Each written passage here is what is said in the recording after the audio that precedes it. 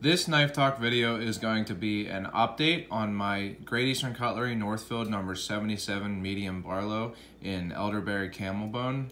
It's an SFO from Collector Knives. And I got this knife and I made my 1 minute overview and knife talk video, and you guys can check that out if you're interested in kind of the initial thoughts on this knife. But I wasn't sure if I was going to carry and use it just because, it's very collectible and it's definitely in high demand and everything, and it kind of presents a conundrum for me. I'd like to keep keep these knives that are hard to get, hard to replace, in good shape, so that you can enjoy how good they look, fresh from the factory. But at the same time, I definitely enjoy carrying and using a knife.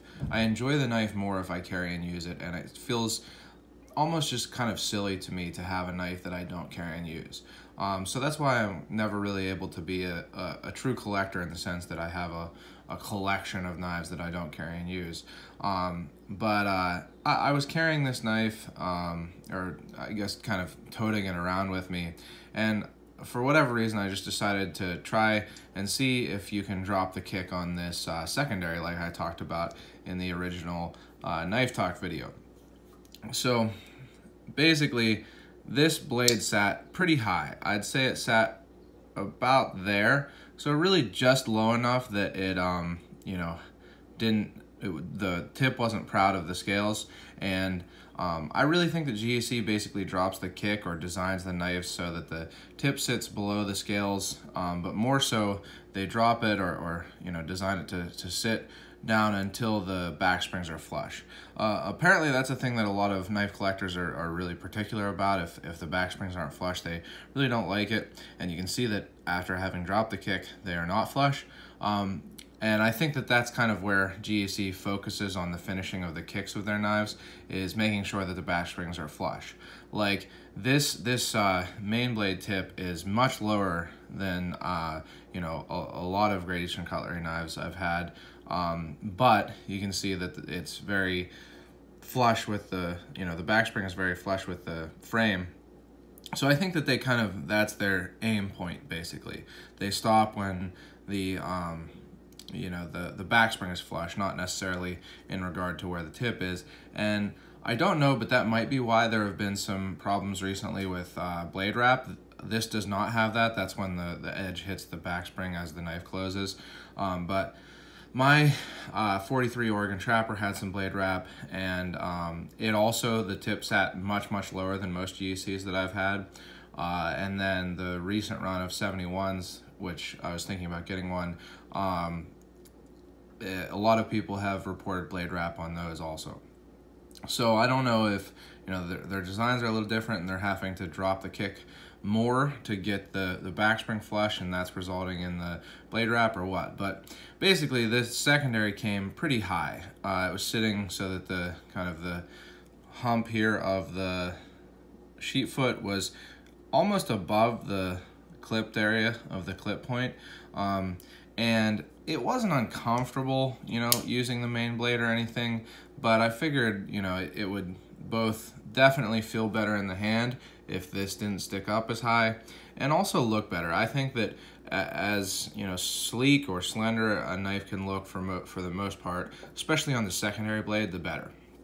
So I decided to drop the kick, and as you can see, as I've mentioned, it definitely did make the back spring sit lower, make it no longer flush. So I think, as soon as I did that, basically it lost a lot of its collector value. And lots of people, I would definitely, if I was going to sell this, which I don't plan to anymore, if I was going to sell this, that's something that I would definitely have to mention, have to have pictures of and everything, because a lot of collectors have a problem with back springs that aren't flush. So it definitely did drop it, and I don't know how well this is going to focus, but it's like a millimeter. So it's definitely, you can feel it if you rub your finger across, you can see it. I don't really think that it's a functional issue in any sense at all. It's not going to make it less ergonomic in your hand when you're using the knife, especially when you open up the secondary blade, because it is flush then. So definitely not a functional issue, 100% an aesthetic issue. I really don't think you can say it would make the ergonomics worse, but that kind of immediately dropped the collector value of this knife, and made me feel better about carrying it. And again, in the original knife talk video on this knife, I talked about how its desirability and kind of the difficulty in getting it, and the collectability itself that, you know, kind of makes you feel not like carrying it and using it, kind of takes away from the Barlowness of the knife, and, you know, that kind of erased that by dropping this kick and taking away some of the collector value. Makes it feel more like a using knife, like, you know, historically and in its design, really, it's supposed to be. So I was definitely not upset that I decided to drop the kick on this knife. Sometimes I just decide to do that. A lot of GEC knives I've had to drop the kick. But it, you know, didn't make it pinchable. Someone had said on my Instagram, in one of those videos that, or I'm sorry, not in it. It was either on Instagram or on YouTube, that if you push down the secondary, you can pinch the clip, which, as you can see, I just did it. You can do that. I don't know how practical that is. I don't know how much easier it is to, you know, take the time and concentration to push down the secondary and then pinch the primary, versus just using, you know, the nail nick, or the long pull. But, you know, I'm sure that dropping the kick helped with that, but it's still not pinchable. So this clip point was called the pinchable clip point when it was first designed, but it was designed and it was like an updated clip point. The other clip point I think didn't look as good as this clip point either. It had less belly, it was more of a straight edge and less of a clip. I like this design on the clip point a lot better than the previous 77s, but basically they updated the design of the clip point on the 77s so that the single blade clip point 77s could be pinchable. So on the, you know, blade forms and stuff, this was kind of called the pinchable clip point. And I think some people, when they, you know, got these and realized that it wasn't pinchable, were a little bit disappointed. But, you know, I don't think you should ever expect a two-bladed jack to be pinchable. It just doesn't really make sense because there's the secondary in the way of the primary blade, so it's, you know, hard to get a pull. Well, you can see I could pinch it there without even pushing down the secondary, and that is because I dropped the kick. But you know, a two-bladed jackknife, which meaning a jackknife is when both of the blades come from the same end, it really, you know, it's not going to be pinchable unless the main blade is really tall, sticks up a lot, and the secondary blade is really slender and sits down a lot, which, again, dropping the kick made it go towards that more, but not enough. It's really not realistic to think that a two-bladed jackknife will be pinchable unless it has an easy open notch. So I wasn't disappointed that it's not pinchable at all, and my goal with dropping the kick really wasn't to make it pinchable. It was more so that the tip was so close to being proud on this knife that I felt like, you know, a couple if I was going to really use it and, you know, use this sheep foot blade on cardboard, which is, you know, what it's good for. I did use it yesterday for that. You know, cardboard dulls an edge, definitely like a, you know, a classic steel like 1095 pretty quickly. So I felt like in a couple of sharpenings, that tip would probably be proud of the frame. So I decided to drop it so that, you know, it's not going to be proud of the frame after a few sharpenings or after a couple months of carry and use. But once I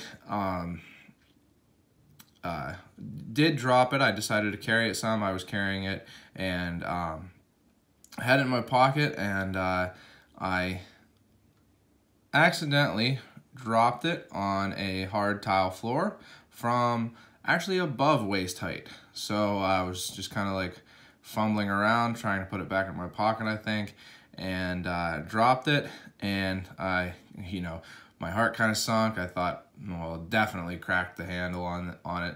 But actually the bolster did its job, and if I can get it to focus there, you can see it has a kind of a nasty, I don't know, kind of a scrape there at the where the two edges of the bolster come together, and these are pretty deep. Like, you can really feel them with your fingernail. They're pretty rough feeling, so it definitely took a hard fall, but I don't know if it's heavier on this side, which I guess that would make sense. Yeah, it definitely is heavier up at the bolster. So, you know, maybe that's a feature, I don't know, but it definitely fell and hit right at the top on that hard tile floor and really scratched the heck out of it, but thankfully it didn't crack the bone. So another thing that kind of made it, made me more willing to really carry and use it hard.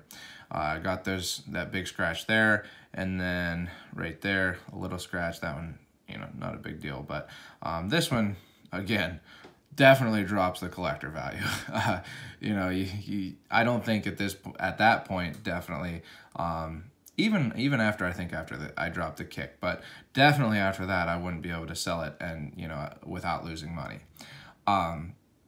So, at that point I was like, all right, cool. This is definitely a carrying and using knife. I'll be able to enjoy carrying it and using it hard like a Barlow should be. Then for whatever reason, I was like, I'll see if I can get, this blade to sit just a little higher. What you can do, and I've done this on other knives. Actually, I've done it on things other than GECs, but I think I did do it on a couple GECs. But you can put a little piece of paper in the blade well there, so that the kick rests on the piece of paper and makes it sit up a little higher. Now, there was really no reason that I needed to do this. I have no problem with how deep the kick, dropping the kick makes it sit, but I just felt like it, I guess. And this was right after I dropped it, so I was like, I'm not gonna hurt it worse than that. And I've never had this happen, but it actually spread the frame apart. So this had, like I said in my original video, no gaps at all or anything when I got it. And after I did that, and I think it's because of how the kick is. This kick is different, so the paper had to kind of go really kind of deep in the blade well. And when I closed it, it spread the frame apart, and I kind of doubt you'll be able to see it because I kind of fixed it. But right here, it actually bent the frame and made a little bit of a gap. You could see light through it. You could, if you held it up close to your eye, you could see through it. And I have fixed it some, but you can still see that there's a little bit of gap there. And when that happened, it did two things. It made a little bit of blade play on mainly the secondary, a little bit of wobble, but also even the primary. So it definitely spread it apart. And it had no blade play when I got it. And also, if you see here, the secondary now is definitely pretty close to the liner. It's not touching and it closes fine and everything, but it definitely brought it less centered, right? The tip is less centered. You can see that there's, a tiny little bit of space between the liner and the blade on the left side there, but a lot more on the right side. And it didn't come like that. It came much more centered than that. So, definitely probably shouldn't have done that. Didn't need to do it, but decided to. Whatever, it was already a user and everything, right? But I wasn't happy with the blade wobble. I don't really care too much about centering as long as it's not hitting the frame when it closes, which, it doesn't. Closes nicely.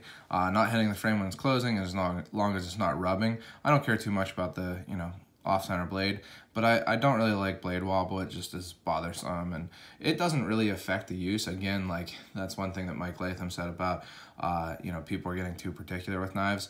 A little tiny bit of blade wobble, a little bit of blade play, it doesn't really matter. It's not gonna make the knife less useful. It's not gonna make a knife more unsafe, especially a slip joint. Some locking knives, blade to blade does actually make it less safe, but slip joints, it's not so. So it doesn't really have a practical issue with a little bit of blade wobble, but I didn't like it. So I tried to just squeeze it with my hands to close it back up. Didn't work. So I got out a hot, like a hot grabber, like an oven mitt kind of thing. Put it on both sides. Took my axe with the hammer butt and pounded it a little bit. Actually, I was really happy with how it went. It didn't, scratch the bolsters, didn't deform the bolsters at all, and it actually did take all the play out. So no blade play, nice and solid on both blades. No play at all, and really successfully it didn't hurt the action. So The main blade on this knife came with really nice walk and talk, and even after, messing with it unnecessarily, it still has great walk and talk. The secondary on this knife actually came a little bit lazy on the close. Good opening, smooth and everything. Came a little lazy on the close, but after putting some WD-40 in as per GEC's recommendation and opening and closing it a bunch, it's actually nice and snappy. You can see it snaps closed from about a quarter of the way open.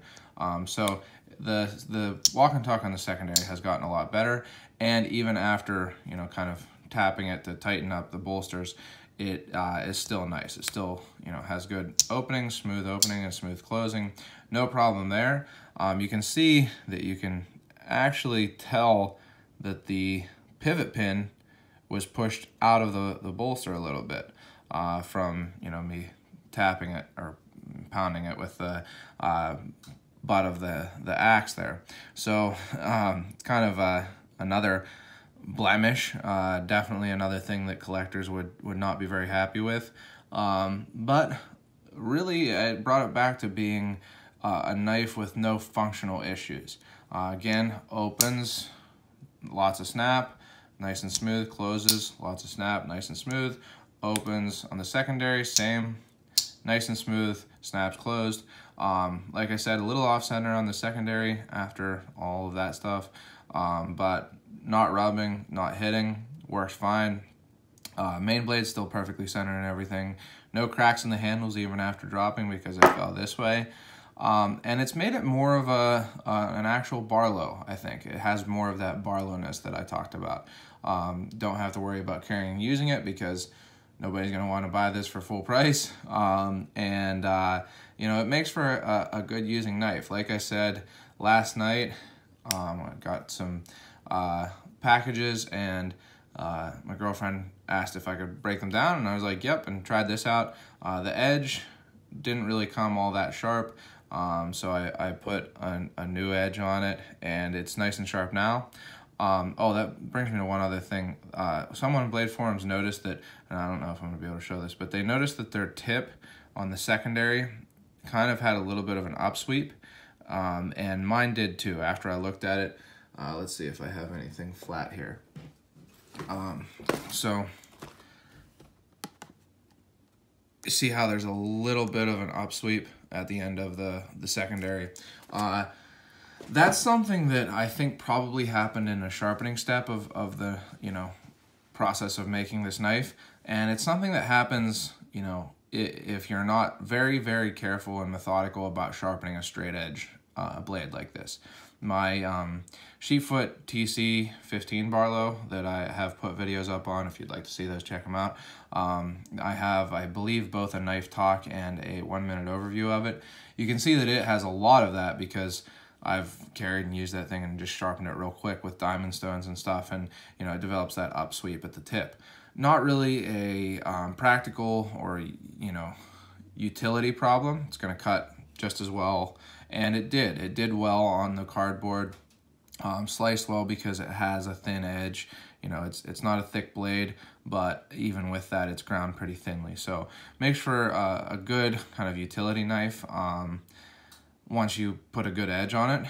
And then this main blade here, I was using this today to cut up some potatoes and onions for dinner here, and it slices well also. It, again, ground nice and thin, has a thin edge.